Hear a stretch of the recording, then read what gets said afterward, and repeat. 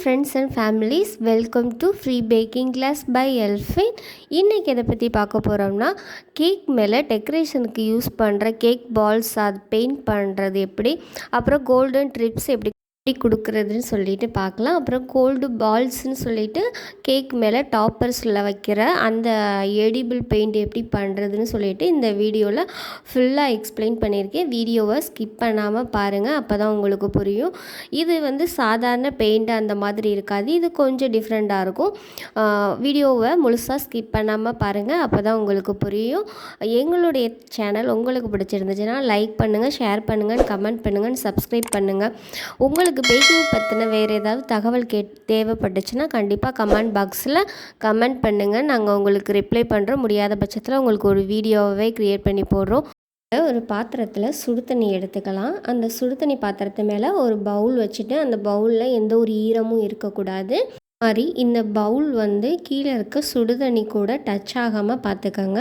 அப்படி டச்சாக இருந்துச்சுன்னா ஓவர் ஹீட்டில் சாக்லேட் மெல்ட் ஆகாமல் கட்டி கட்டியாக நிற்கும்.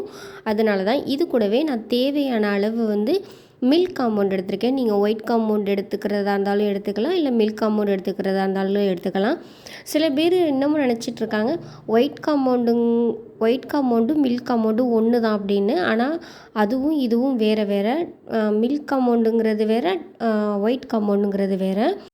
மில்க் காம்பவுண்டு தேவைங்கிறனால அதை எடுத்திருக்கேன். நீங்கள் ஒயிட் காம்பவுண்டு வேணும்னா ஒயிட் காம்பவுண்டு எடுத்துக்கலாம். எல்லாத்துக்குமே ஒரே ப்ரொசீஜர் தான். இப்போ நான் நல்லா கட்டிகள் எதுவும் இல்லாத அளவுக்கு மெல்ட் பண்ணி எடுத்துக்கிறேன். இது சிலிக்கான் மோல்டுன்னு சொல்லுவாங்க. இது ரவுண்ட் ஷேப்பு. எல்லா பேக்கிங் ரா மெட்டீரியல் ஷாப்லேயும் இருக்கும், ஆன்லைன் ஷாப்பிங்லேயும் இருக்குது. இதை நான் 10 நிமிஷத்துக்கு ஃப்ரிட்ஜில் செட் பண்ணிவிட்டு, அதாவது வெறும் சிலிக்கான் மோல்டை 10 நிமிஷம் ஃப்ரிட்ஜில் வச்சுட்டு எடுத்துட்டேன். அப்போ செட் பண்ணும்போது நம்மளுக்கு ஈஸியாக டக்குன்னு அந்த சிலிக்கான் மோல்டு கூட அந்த சாக்லேட் ஒட்டிக்கிறோம். இப்போ நம்ம தேவையான அளவு சாக்லேட்டை எடுத்து நான் இதில் வச்சுக்கிறேன்.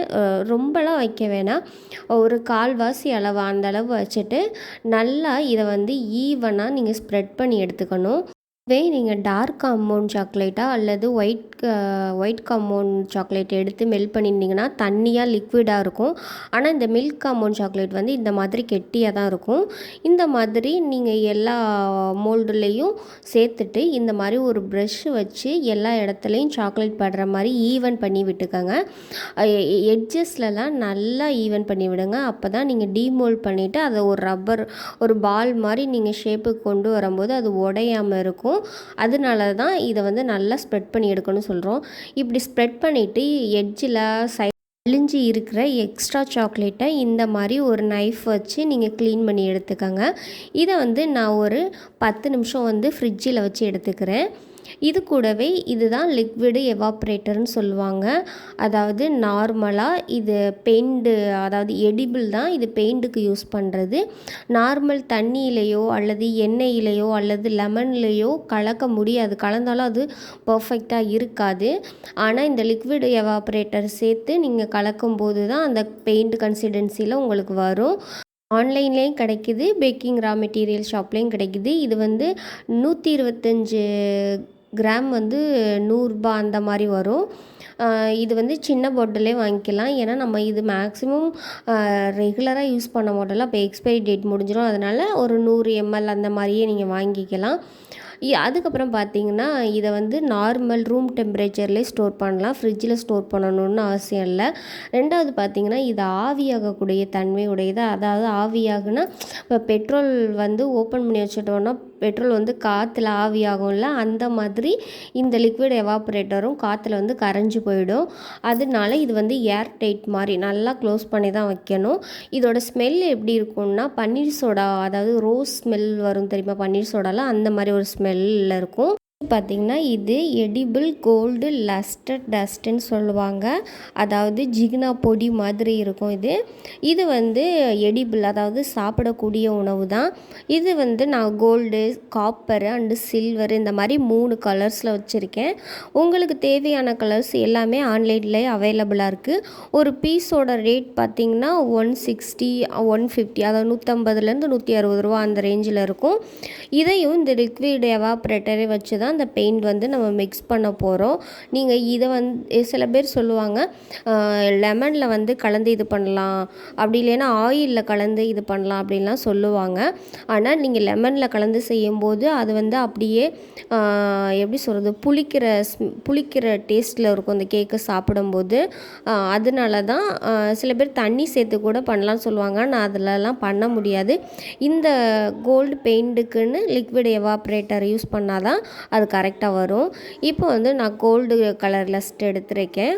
இது வந்து ரொம்பவே டைட்டாக தான் இருக்கும். ஏன்னா இதுவுமே லைட்டாக ஒரு ஃபேன் போட்டுட்டு நீங்கள் இது பண்ணிங்கன்னா கூட அந்த லஸ்ட் வந்து பறக்க ஆரம்பிச்சு.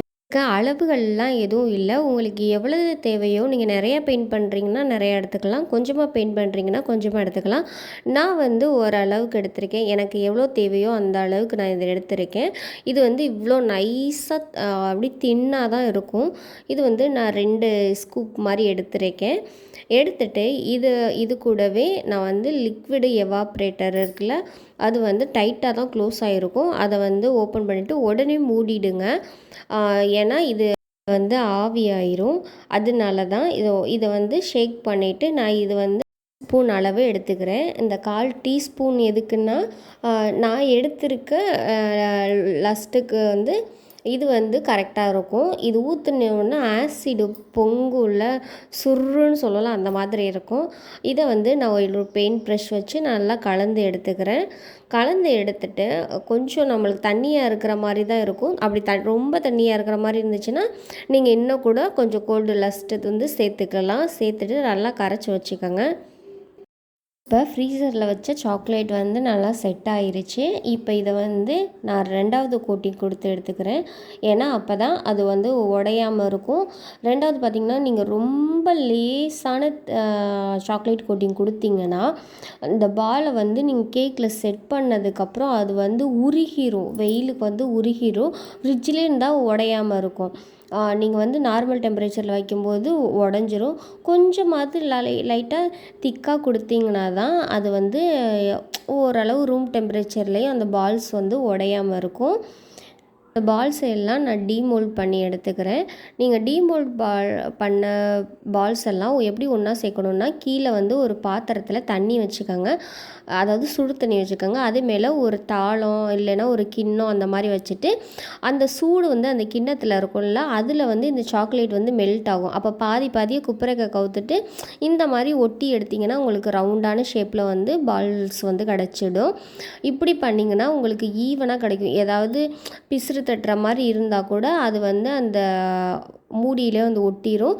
கரெக்டான ரவுண்ட் ஷேப் வந்து உங்களுக்கு கிடைக்கும். இப்படி வந்து நீங்கள் எடுக்கிறனால உங்களுக்கு ஈஸியான மெத்தடாக இருக்கும். க்ளவுஸ் ஏன் போட்டிருக்கேன்னா, பெயிண்ட் பண்ணும்போது வந்து கையில் ஒட்டும். அந்த ஒரு ரீசன்னால் தான் க்ளவுஸ் போட்டுக்கிறது. மீதி இருக்க சாக்லேட்டை நான் இந்த மாதிரி இன்னொரு சிலிக்கான் மோல்டில் போட்டு ஈவன் பண்ணணும்னு அவசியம் இல்லை, இந்த மாதிரி தட்டி எடுத்தாலே போதும். இப்போ வந்து நான் ரவுண்ட் பண்ண பால்ஸை வந்து 10 நிமிஷம் ஃப்ரிட்ஜில் வச்சு எடுத்துக்கிட்டேன். இப்போ வந்து நம்ம பெயிண்ட் பண்ண ஆரம்பிக்கலாம்.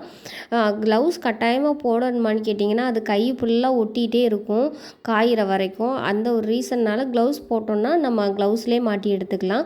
சில பேருக்கு வந்து இல்லை, எனக்கு என்ன தான் கையில் பண்ணாலும் அது ஒட்ட தான் செய்யுது, ஒட்டாமல் எப்படி பண்ணுறது அப்படின்னு சொல்லி கேட்டிங்கன்னா, இந்த மாதிரி பெயிண்ட் பண்ண முடியாதவங்க டூத் பிக் இருக்குல்ல, அதாவது குச்சி, சின்ன குச்சி மாதிரி இருக்கும், அந்த குச்சியை வந்து உள்ளே இன்சர்ட் பண்ணிக்கலாம். நீங்கள் அதாவது உள்ளே இன்சர்ட் பண்ணலான்னா லைட்டாக தான் இன்சர்ட் பண்ணணும். உள்ளே உங்களுக்கு போக மாட்டேங்குதுன்னு சொல்லுதுன்னா லைட்டாக சுடு தண்ணியில் அந்த குச்சியை டிப் பண்ணிவிட்டு மறுபடியும் அந்த பால்ஸில் நீங்கள் சொருகுனீங்கன்னா கரெக்டாக இருக்கும். ஏன்னா நம்ம கேக் மேலே அந்த பால்ஸ்லாம் வைக்கும்போது இந்த மாதிரி ஒரு டூத் பிக் குத்தி உள்ளே வச்சா தான் உங்கள் பால்ஸ் வந்து அங்கிட்டும் இங்கிட்டும் நகராமல் உருண்டு ஓடாமல் கரெக்டாக ஒரு லெக்கில் ப்ளேஸ் ஆகி நிற்கும். அதனால இந்த மாதிரி டூத் பிக் குச்சி நீங்கள் வந்து குத்தி அது மேலே வந்து நீங்கள் பெயிண்ட் பண்ணி எடுத்துக்கலாம்.